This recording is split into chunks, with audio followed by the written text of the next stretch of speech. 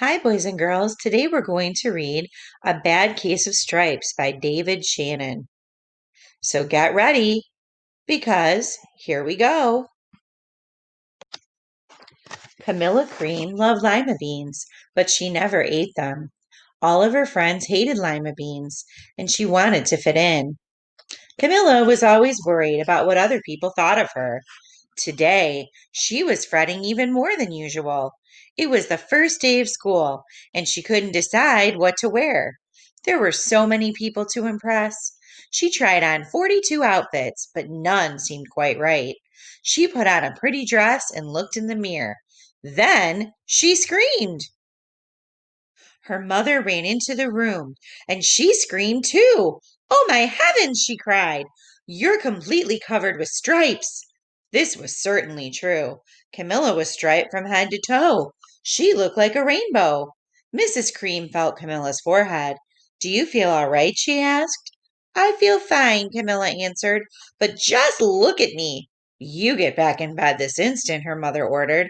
"You're not going to school today." Camilla was relieved. She didn't want to miss the first day of school, but she was afraid of what the other kids would say, and she had no idea what to wear with those crazy stripes.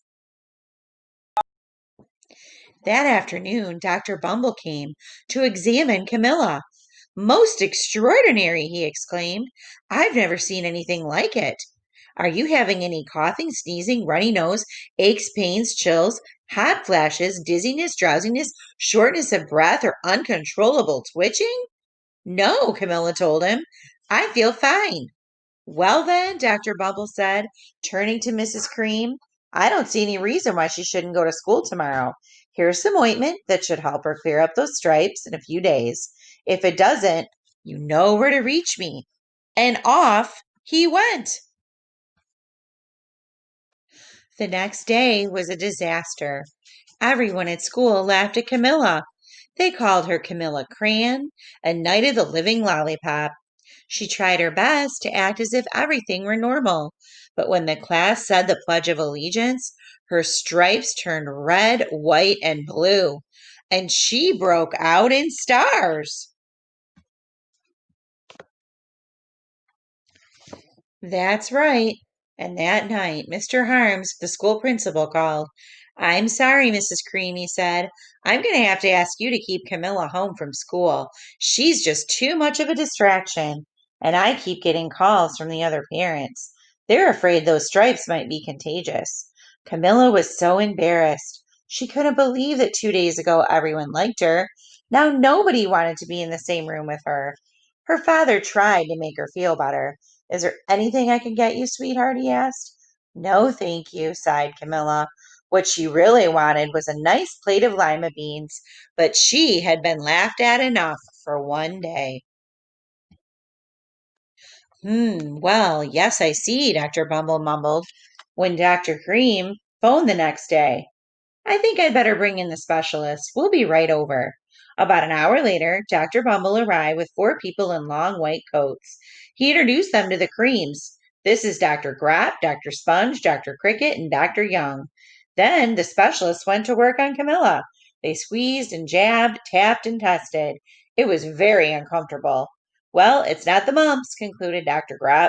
"Or the measles," said Dr. Sponge. "Definitely not chicken pox," put in Mr. Cricket. "Or sunburn," said Dr. Young. "Try these," said the specialist.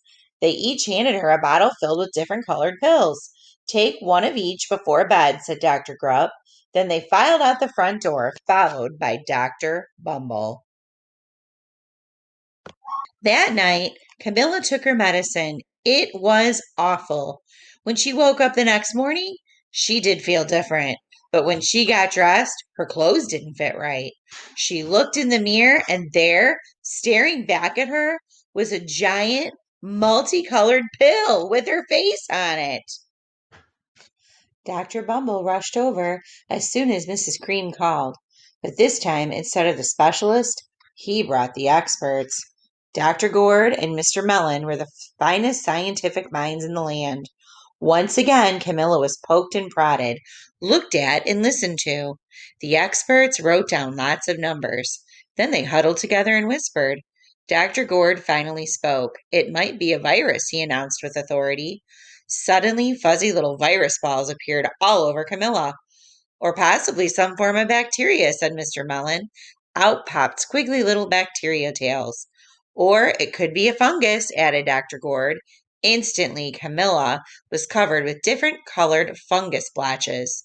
The experts looked at Camilla, then at each other. We need to go over these numbers again back at the lab, Dr. Gord explained. We'll call you when we know something. But the experts didn't have a clue, much less a cure. By now, the TV news had found out about Camilla. Reporters from every channel were outside her house, telling the story of the bizarre case of the incredible changing kid. Soon, a huge crowd was camped out on the front lawn. The creams were swamped with all kinds of remedies, from psychologists, allergists, herbalists, nutritionists, psychics, an old medicine man, a guru, and even a veterinarian. Each so called cure only added to poor Camilla's strange appearance until it was hard to even recognize her. She sprouted roots and berries and crystals and feathers and a long furry tail, but nothing worked.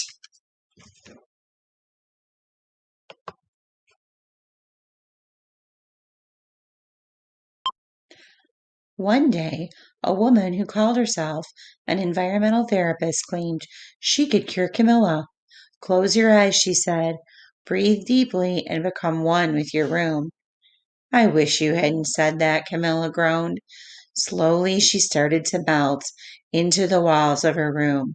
Her bed became her mouth, her nose was a dresser, and her two paintings were her eyes. The therapist screamed and ran from the house. What are we going to do? Cried Mrs. Cream. It just keeps getting worse and worse. She began to sob.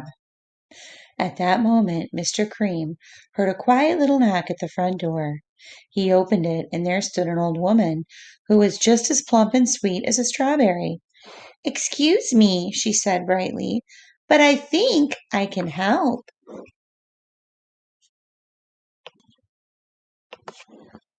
She went into Camilla's room and looked around. My goodness, she said with a shake of her head. What we have here is a bad case of stripes, one of the worst I've ever seen. She pulled a container of small green beans from her bag. Here, she said, these might do the trick. Are those magic beans? Asked Mrs. Cream. Oh, my, no, replied the kind old woman. There's no such thing. These are just plain old lima beans. I bet you'd like some, wouldn't you? She asked Camilla. Camilla wanted a big, heaping plate full of lima beans, more than just about anything, but she was still afraid to admit it. Yuck, she said. No one likes lima beans, especially me. Oh, dear, said the woman sadly. I guess I was wrong about you. She put the beans back in her bag and started toward the door. Camilla watched the old woman walk away. Those beans would taste so good, and being laughed at for eating them was nothing compared to what she'd been going through. She finally couldn't stand it. Wait, she cried. The truth is, I really love lima beans. I thought so, the old woman said with a smile. She took a handful of beans and popped them into Camilla's mouth. Mmm, said Camilla. Suddenly, the branches, feathers, and squiggly tails began to disappear. Then the whole room swirled around. When it stopped, there stood Camilla, and everything was back to normal. I'm cured, she shouted. Yes, said the old woman.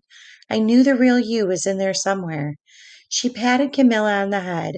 Then she went outside and vanished into the crowd. Afterward, Camilla wasn't quite the same. Some of the kids at school said she was weird, but she didn't care a bit. She ate all the lima beans she wanted, and she never had even a touch of stripes again.